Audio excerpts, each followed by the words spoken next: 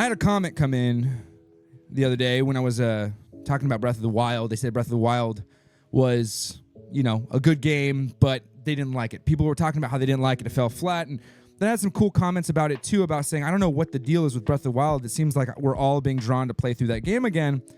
Part of the reason why I like Breath of the Wild over Tears of the Kingdom is indeed the simplicity of it. I think that Breath of the Wild as a game promotes just relaxation, simplicity, and it is a really, really nice experience overall. Recently, I dove into the world of Elden Ring. If you want to join the live streams, I am playing Elden Ring on stream. Twitch.tv/JDXCoffee. I am going through Elden Week.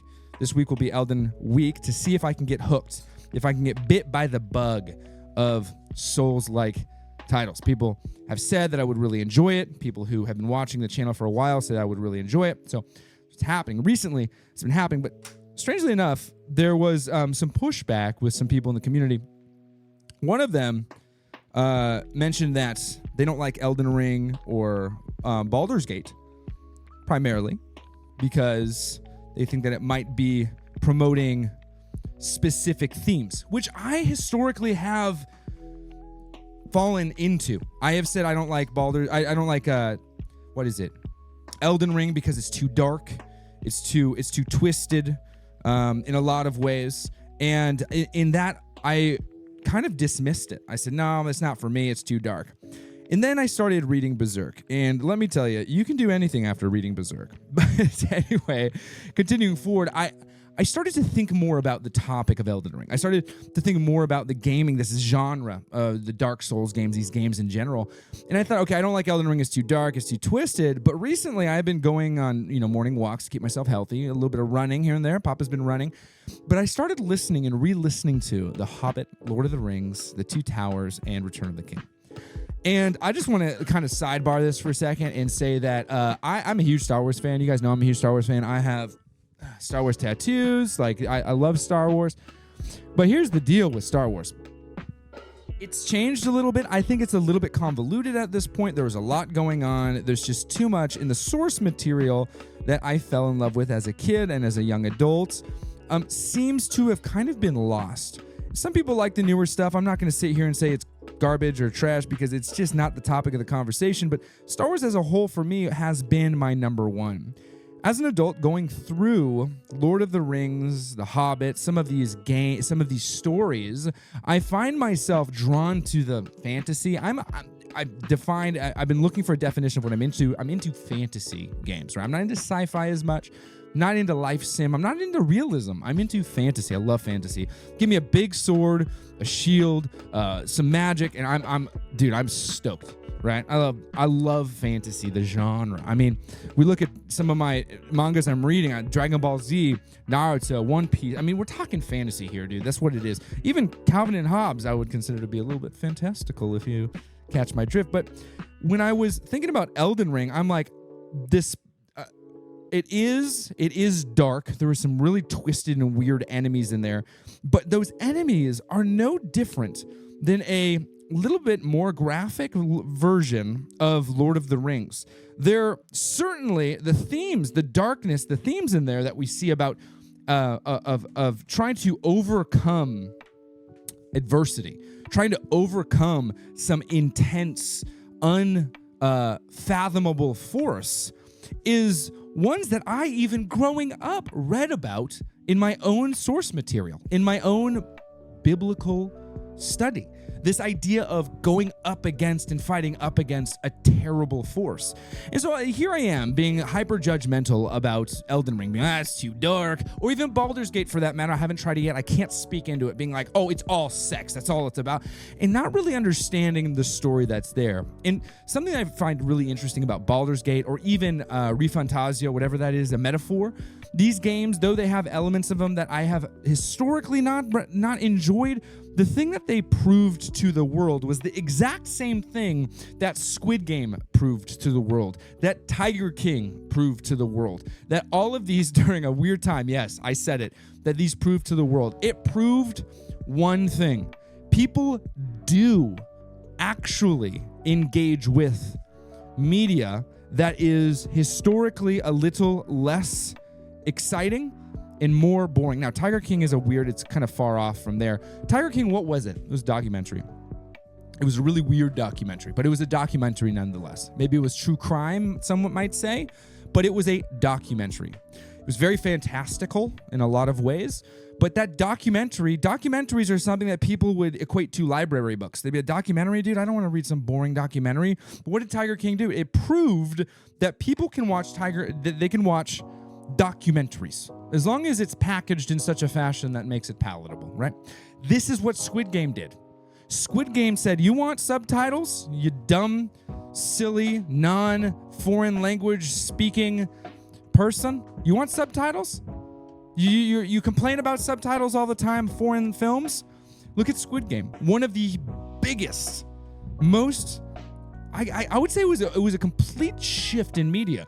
You had people across the world, right? And usually I'd say that the subtitle thing, unless you're a millennial reading subtitles all the time in English, whatever, but the subtitle thing was something that movie, that show showed us. It showed us foreign films subtitled, not even dubbed, ladies and gentlemen, subbed, right? Us anime freaks, we understand sub for stuff, but not even dubbed.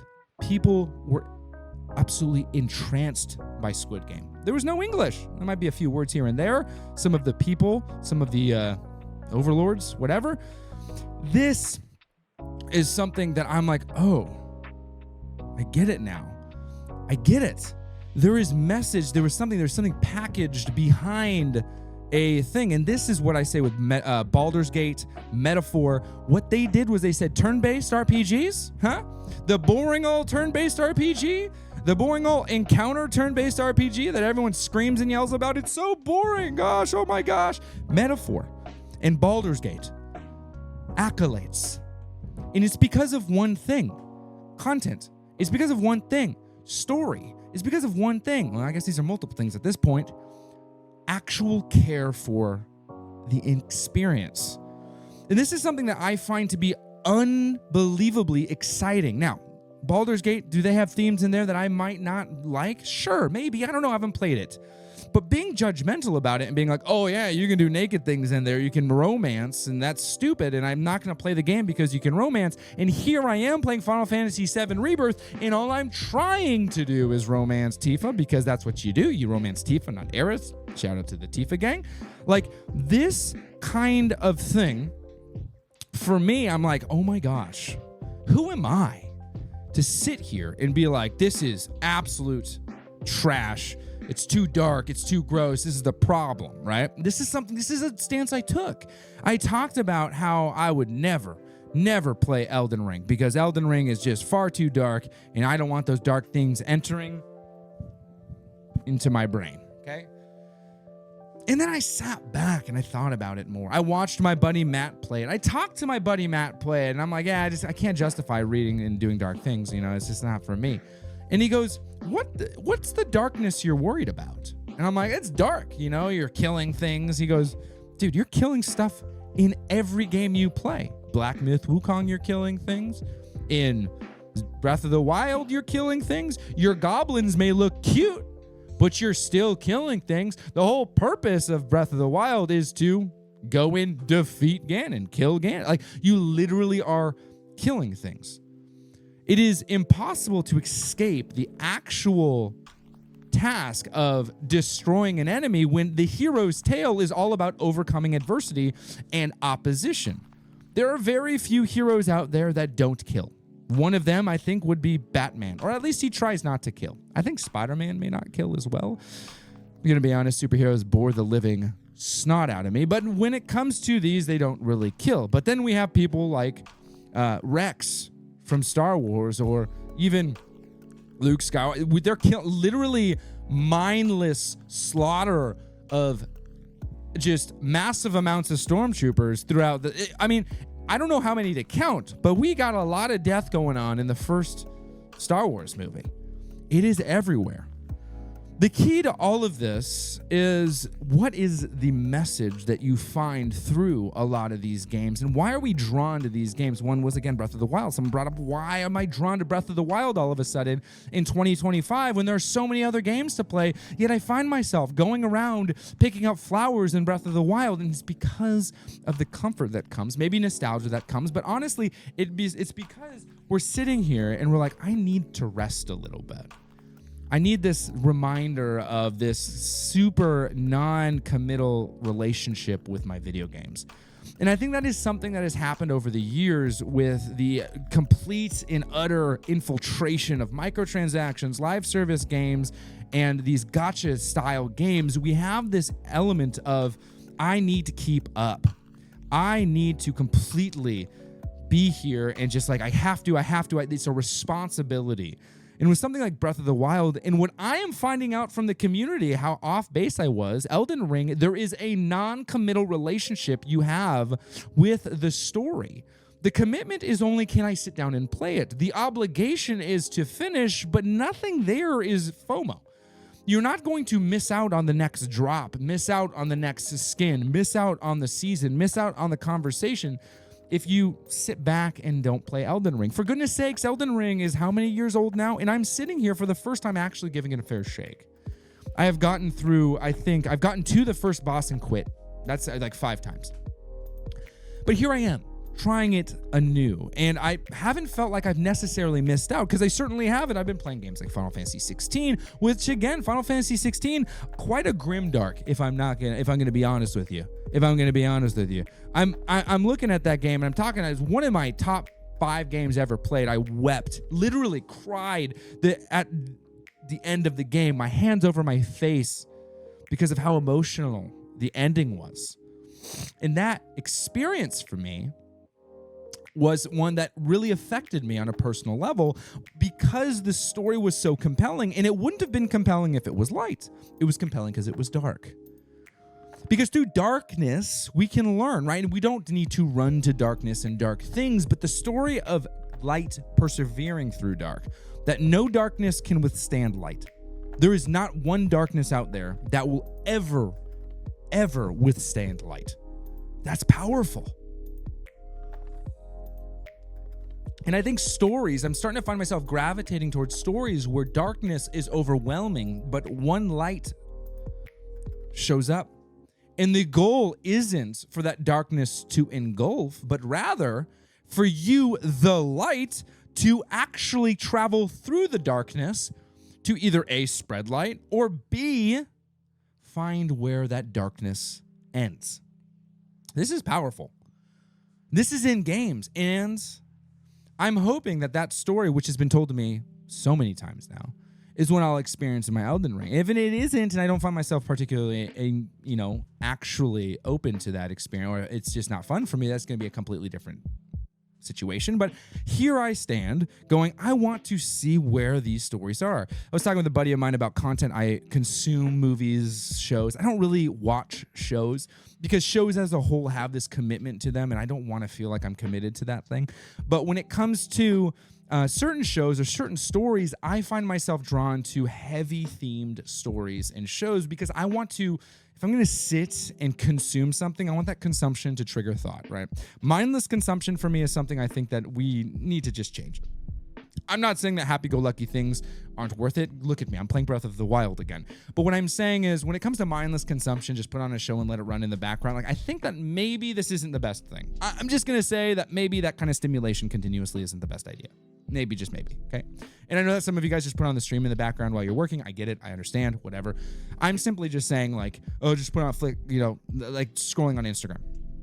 But when it comes to shows, if I'm going to intentionally put time aside and say, yes, I'm going to commit 15, 16, 17 hours to something, it better have a theme. I'm currently going through, for the first time, only 3 episodes deep. Please do not spoil it. I'm going through the show Silo.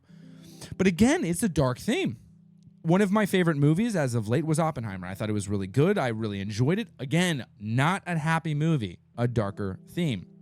I do like happy-go-lucky things. I watch happy movies all the time. I watch John Wick, one of the happiest movies out there. Lots of violence, lots of gore, lots of great. It's really silly. It's goofy. It's wacky. You leave feeling awesome, and you just are giggling throughout the whole movie, right? I also watched Wolverine and Deadpool because I'm a huge fan of Hugh Jackman, okay? But what I'm trying to say and what I'm trying to articulate is there's something special about the story of a hero. It's why there's been an outcry recently with media, because the hero's tale has been convoluted, and it goes from good conquering evil to whatever is important to show on screen going up against whatever has been important for a long time, for lack of any other certain things, if you understand what I'm saying. The story of good versus evil is one that has been around since the beginning of time. It was the first thing that we ever encountered as the whole thing existed, the world. Good versus evil. And what happens with good? Good is up against immense adversity and often will get into situations where failure is something that takes place, but perseverance is the key. And so I find myself drawn to that type of story, whether it's in movies, television shows, mangas, right? All Dragon Ball Z is good versus evil. Now, the evil often ends up joining good because there's greater evil, and it's extremely predictable. It's very predictable, but I absolutely adore it. It's the broiest broy thing out there, and I'm here for it, dude. But it's just good versus evil every panel. Are they stronger than me? Do they want world domination? I'm gonna go kick their butt. Rinse, lather, repeat, and I'm here for it, dude. I'm there flexing the whole time. Naruto, good versus evil. One Piece, a little bit more complicated. It isn't catching me as much as these other stories, and I have all 107 volumes. Maybe that was an impulse buy. Maybe not. Berserk, very much so good versus evil. But this idea of good versus evil is powerful, is infectious, and I think is something that absolutely is necessary in oration, in tales, in storytelling. And so for me, when I see stuff happen in the gaming space and I find myself being more judgmental towards it, whether the content is more explicit, right? And I don't want to consume explicit content, whether it's sexual themes, that is something that I flee from.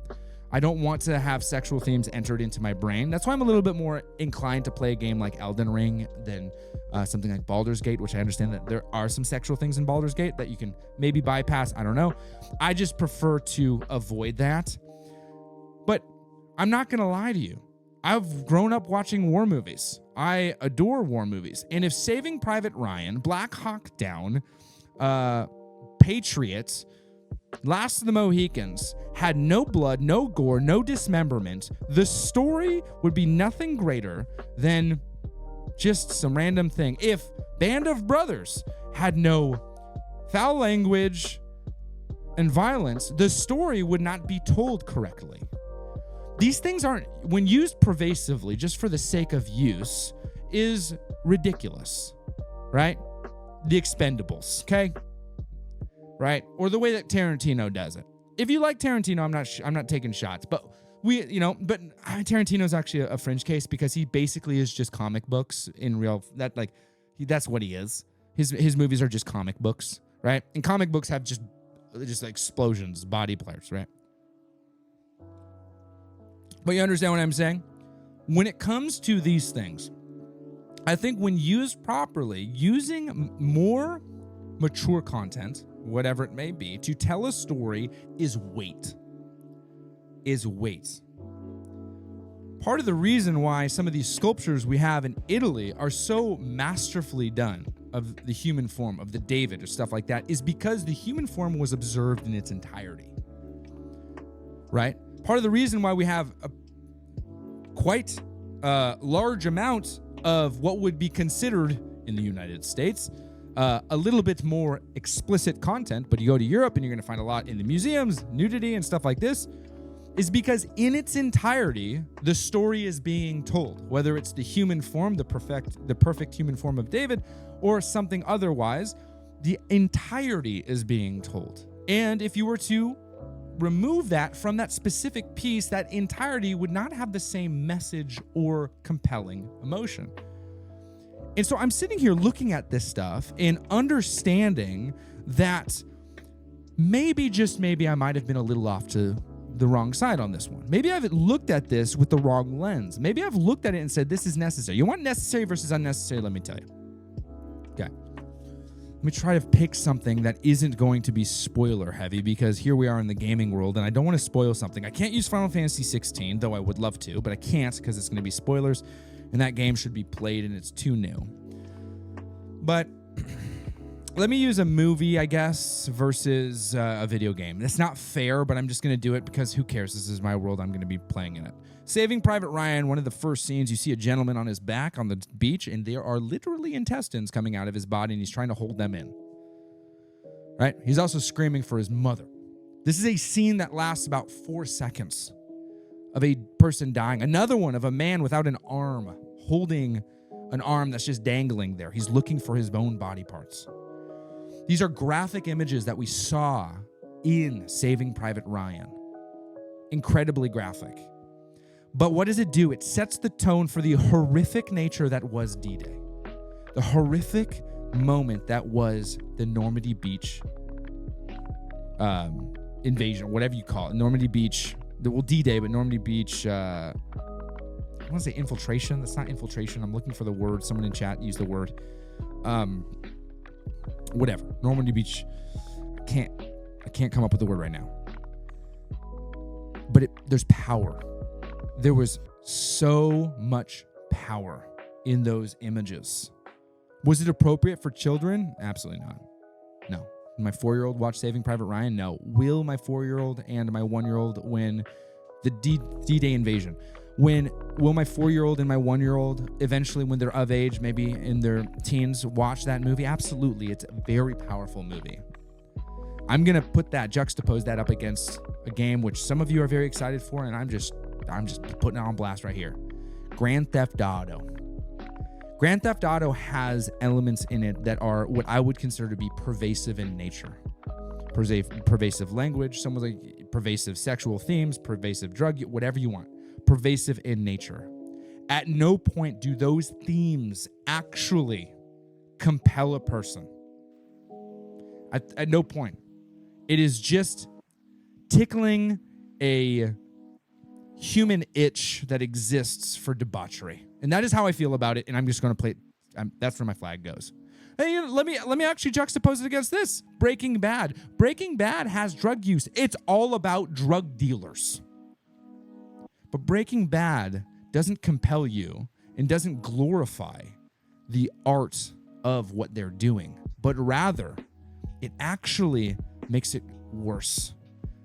Sons of Anarchy doesn't glorify. It glorifies being a part of a biker gang to a certain extent, but as the story progresses, you look at it and you go, these things are falling apart. This person is tortured, and the only answer for those crimes is complete and utter destruction.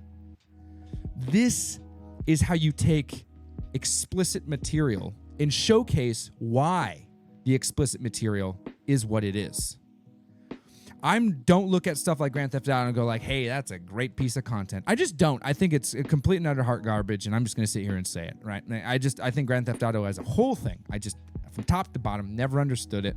Not for me, whatever. And I will say I don't like it. I think that I would be happy if it ceased to exist in the gaming world. Yes, I said it. But games that involve violence, that have these darker themes, I think I might have been off base. And I'm excited to actually see how the story plays out in something as dark as Elden Ring, because I think there's something to be learned through that story. So I'd like to know what you think. My chat's going off. I'm going to read it, but I'm not going to read it to you right now because this is a cup.